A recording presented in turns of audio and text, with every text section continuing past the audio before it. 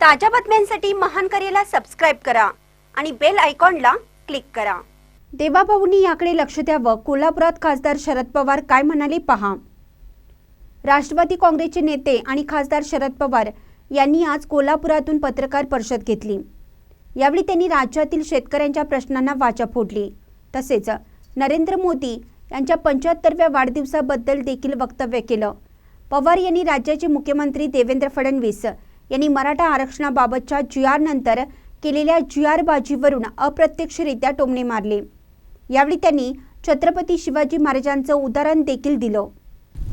शरद पवार पत्रकार परिषदेत म्हणाले, शिवाजी महाराजांनी शेतकऱ्यांची जमीन नांगरणीशिवाय राहू नये म्हणून सोन्याचा फाळ दिला होता।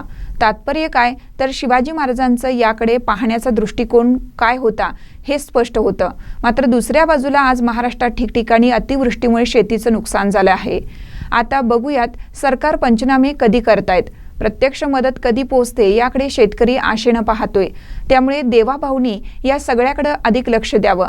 महानगरपालिका निवडणुकीबाबत देखील शरद पवार यांनी वक्तव्य केलं। त्यांनी या निवडणुकीत महाविकास आघाडीबाबत देखील वक्तव्य केलं। ते म्हणाले, नगरपालिका निवडणुकीत महाविकास आघाडीबाबत सर्वत्र एकच निर्णय होईल असं नाही। महाविकास आघाडी सगळीकडे एकत्र लढेल असं आज तरी सांगता येत नाही। शरद पवार यांना नरेंद्र मोदींच्या 75व्या वाढदिवसानिमित्त आणि त्यांच्या निवृत्तीबाबत देखील प्रश्न विचारण्यात आला। त्यावेळी ते म्हणाले की जर मी 75 वर्षांनंतर थांबलो नाही तर मी मोदींना थांबा म्हणू शकत नाही। पवार यांनी मराठा आणि ओबीसी आरक्षणाबाबत राज्यात निर्माण झालेल्या परिस्थितीबाबत देखील प्रश्न विचारण्यात आला।